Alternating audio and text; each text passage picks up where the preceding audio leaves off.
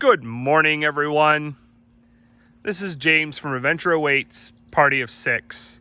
We have a jam-packed day today with our motorhome remodel. We are going to be repairing the awning with some Camco awning tape. We're going to be polishing up the headlights of the motorhome with some 3M polisher. We're going to take and do the big carpet removal from the inside. We have the slide out, we have the jacks down. We're going to remove the cabinet hardware and the cabinet doors and drawers. We're going to take and get in and figure out where the vacuum leak is for the HVAC system. I'm going to get up underneath the driver's side wheel well and see if I can fix the crack or the gap that's between there and the inside. Went through and lubricated all of the slides, the jacks, and the step. We're going to check and see how those are doing this morning. Then I'm going to come in and I'm going to take and measure these fenders and see what the price is to repair or replace those fenders. Stay tuned today, as today is going to be a jam-packed day of stuff, fun, and hard work. 1, 2, 3, action! Action!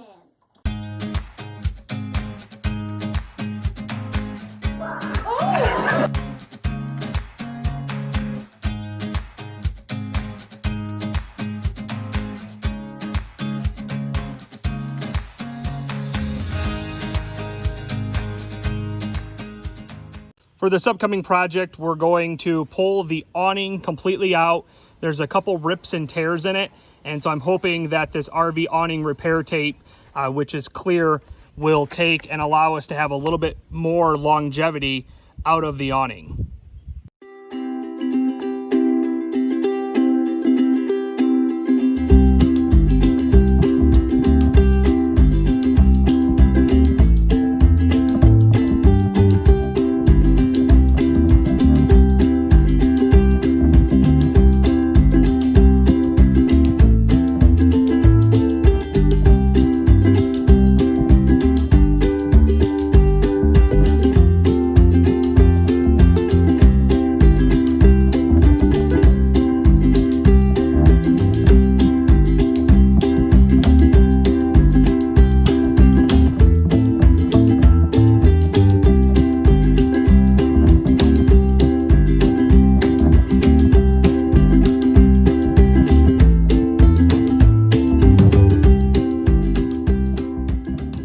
Okay, well, may not be the cleanest awning, may not be perfect, but after an hour and a half of trying to accomplish this, I got it a little bit cleaner.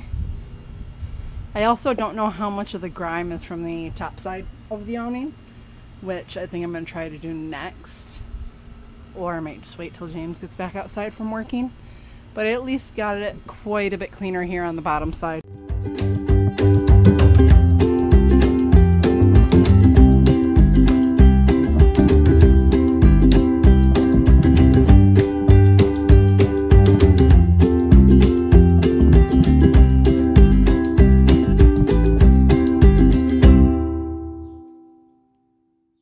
This is the 3M headlight restoration solution kit that we purchased.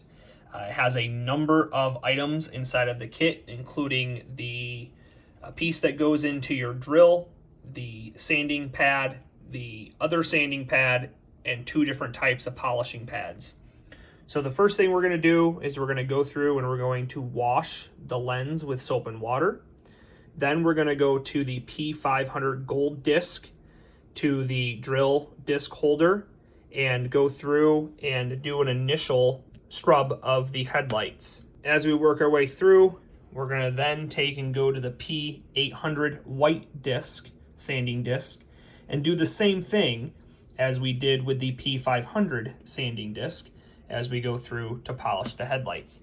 The idea is we're getting all the old grit and damage off of the current headlights. Next, we're going to use the P3000 green-gray foam disc that has very fine sanding powers and going through and trying to get a nice slurry the headlight off. Lastly, from there, we're going to take and put a little bit of compound onto the polishing pad and ultimately wipe the headlights down fresh and clean.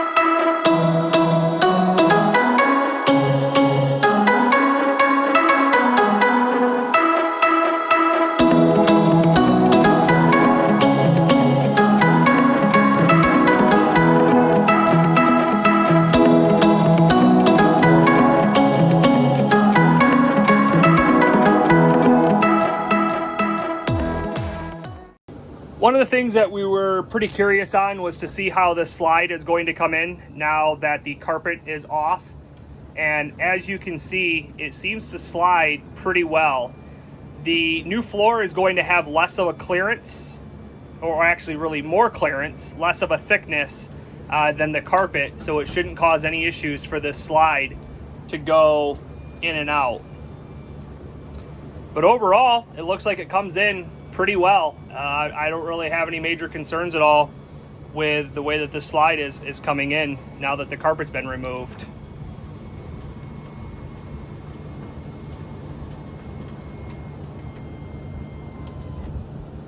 Hey guys, so another hot Michigan summer day. We decided to come out to the camper today and pull off all of the cupboard doors. We're going to take and paint those later today. And then we also took all the hardware off of the doors and the drawers, and we're going to paint those as well. So what we did is we went through and we put a stripper on them to try to get all of the varnish and such that was on there off. What we ended up purchasing was 2-minute remover advanced ultimate paint and varnish remover. It removes it from wood, metal, and masonry. And then we also have Rust-Oleum black primer that we're going to prime everything with. And then we have some Rust-Oleum black paint that we're going to use to take and paint them all with. So take a peek at the time lapse as I go paint.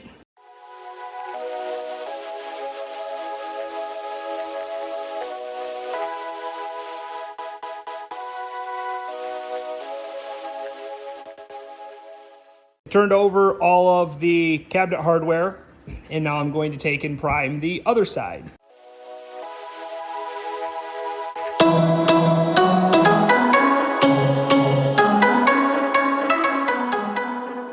After we did the coolant flush, the HVAC system inside of the cab won't change from defrost. It's defaulting to defrost. And so from the research that I've done, it sounds like there might be a vacuum pump or a hose to the vacuum pump that is leaking that causes the door to move, or the mixer door to move, which then takes the air from the defrost and puts it to either the floor or through the head vents or the face vents.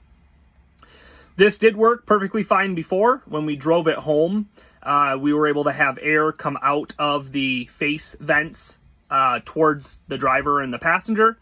When we did the AC recharge, we were able to have the vents come through the normal head vents.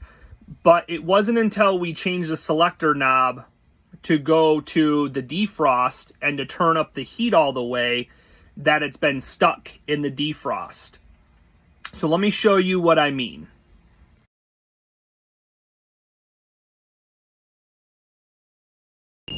So again, the beeping noise that you have in the background is going to be the jacks. The jacks are down so that I can get up underneath the wheel wells.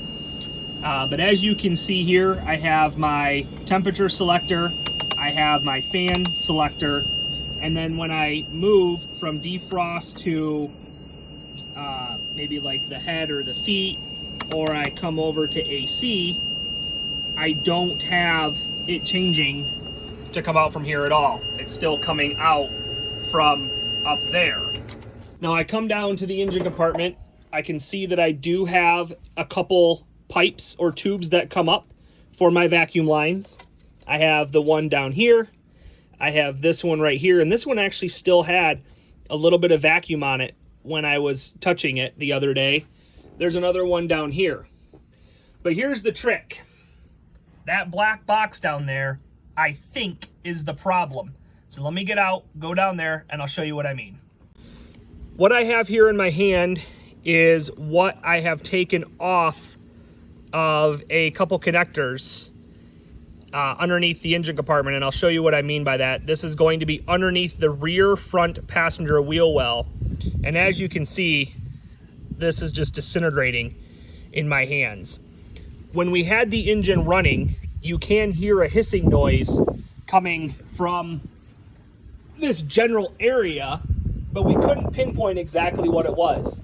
So I put the stabilizer jacks down, I have some safety jack stands out, and now I have a replacement tube that we're going to put on right here. I think this is the problem. So this tube is definitely too large for this connection. I may either have to get a more flex tube that's a little bit smaller to make this connection tighter, or I'm going to take and try to put a couple small hose clamps on here. But as you can see, these cables match the same colors as the ones that I showed you up in the engine compartment. There's this box down here, which I'm assuming has the mixing valve inside of it. And overall, the rest of these connections seem okay. This tube that's bent here has a little bit of decay on it, so I may have to ultimately replace that. But what I'd like to do now is get in the cab and see if this has fixed my problem.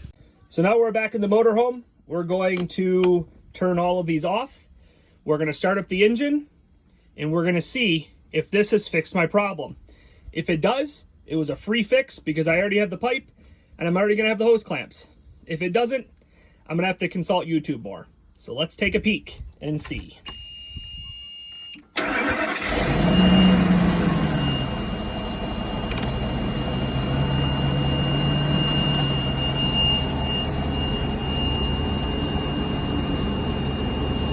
So currently the air that's coming out is still on defrost. Let's turn it to AC. You can hear it kicking in here somewhere. Let's Let's see if we can get any air to come out of here. We're gonna give it a little bit of time, see if that helps. If it doesn't, I might go put hose clamps on, see if that fixes it. Maybe it's not getting enough seal to take and move that valve.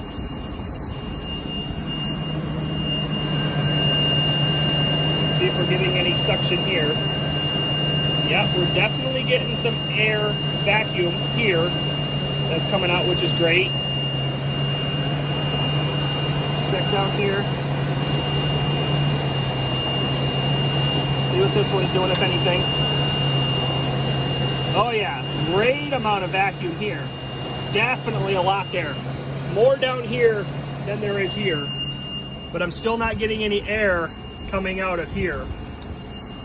So we're gonna turn this all back off. Gonna turn the engine off. And we're gonna go down and see if we can check that pipe again, or that tube, and see if we need to make it a little bit tighter. I'm gonna add some hose clamps to it. All right, everyone, great news. That fixed my problem. I have massive amounts of air that are coming out of these vents now. I have it set to max AC. I have my fan all the way up. I have my cool on, and it's cooling. All it took were a couple of hose clamps on that tube, get it nice and tight, held in place. That moved my mixing door, and now I have AC. Cold AC coming out of my vents. Woo woo! Along the edge of the cab in the front, where the wall meets the floor, we could actually see quite a few gaps all the way through, and we were able to see the ground. So once we were able to get the motorhome up on the jacks, we were able to get in there, see that some of the metal flashing had been falling off. It was rusted, breaking away. And so I went through there with some spray foam and spray foamed the cracks. I purchased some spray foam that doesn't expand much because I didn't want to take and push against the wall or the wheel well or any of the components. And as you can see from up here, there is absolutely no more gaps being able to see down to the ground below. So let me run around and show you guys what it looks like from underneath.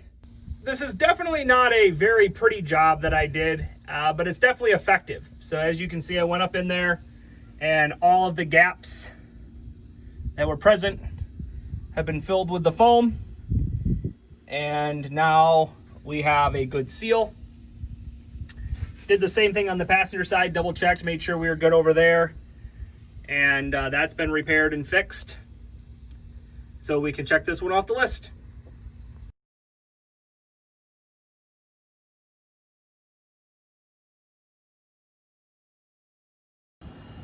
All right.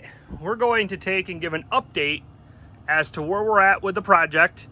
We are officially 1 week into owning the motorhome, and I would say that we had pretty good progress overall with the project. So where we stand currently is this fan was not operational.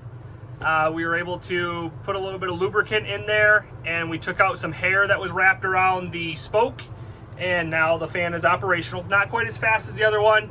The switch also only has one power, but we were able to, or one speed, but we were able to get that completely operational again. Moving on over to the engine compartment, we were able to take and get the light switch put back in there, and then we also added a switch here, this one right there, for the jack. So what ended up happening is the brake light has been on, and it had been on forever from the previous owner. That brake light was telling us that there was no fluid in the reservoir, and as soon as we fixed that, the brake light went away. The problem is you have to have that brake light illuminated in order to have the parking brake down, to have that light illuminated in order for the jacks to go down. Well, the metal switch that's in the back is corroded, preventing that when those brakes go down for that light to come on to allow the jacks to operate. So what we ended up doing is we put a dummy ground switch in there, and then we'll label it on the top, Jack's parking brake must be engaged, so that we can make sure that our jacks are working and operational. We also went through, and on all of the jacks, we provided lots of lubricant for them. We also lubed up the slide that goes out, as well as the rubber that goes behind the slide here. I'm gonna see if I can get in here so you guys can see. There's some rubber in the slide. We also did take and lubricate up all of the window slides as well, and those are great and operational. One of the other things that we're going to do, and we're still trying to figure out exactly what we're gonna do to it, is there was a border here. There was like a design border that matches the couch, and then there was blue that went down the vertical supports here. These are just simply Velcroed on there. It was wood wrapped in fabric and padding, and it was just Velcroed on there. So we're gonna try to figure out what we wanna do here with the slide. I don't know if we wanna do some type of a decorative wood design or what, but we definitely have something that we're gonna take and do there. As you can see throughout the rest of the camper, the flooring has been completely removed. All of the cupboard doors, with the exception of that one, have been completely removed. And we're going to leave the carpet on the slide blue, and we're gonna leave the carpet up in the front for now blue, but we're able to get this little side table out so that we can get in here and paint that. We can paint the cupboards. The refrigerator does work. We have these cupboards here that we're gonna take and paint. We have the closet we're gonna paint. We still have the flooring left to remove in the bathroom, but as you can see, there's really not much left here to remove. So we have to just get the linoleum out, which is gonna be very simple, the carpet out, and then of course the toilet carpet out as well. Moving into the back bedroom, I would definitely say this is the money right here of trying to get this repaired. We found actually quite a bit more damage than we were expecting. The wood completely around the window, or the wood all the way around the window is completely rotted out. So we're gonna have to take that window out and all of the wood around it, clean that all out. The wood on the back wall was pretty well rotted out, but we were able to get quite a bit of that to dry. And we believe that where the water came through was actually the ladder mount up top there. As you can see, there's a pretty big rip. There was also a rip on the top over here in this corner, and then there was also a rip over here in this corner. We were able to get pretty much all of the wood that was wet dried. There's a little bit of rust here on these little steel support beams, so whenever they go to put the new roof back up, we'll see what they're gonna do there.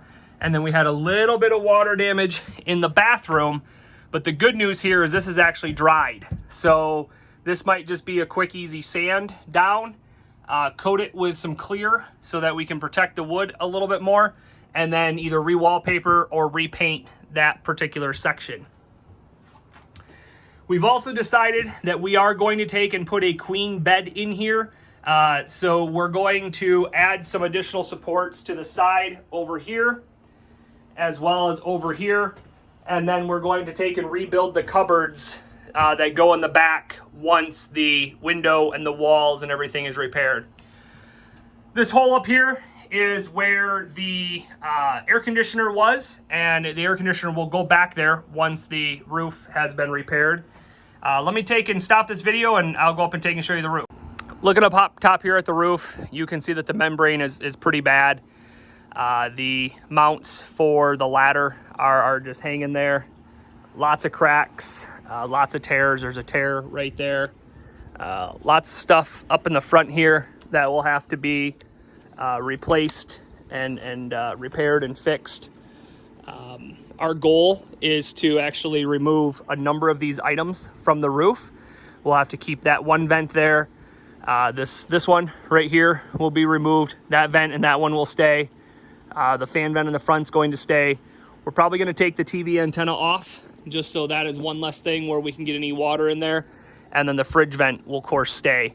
So we really should only have just a few things up here to take in. Be up here.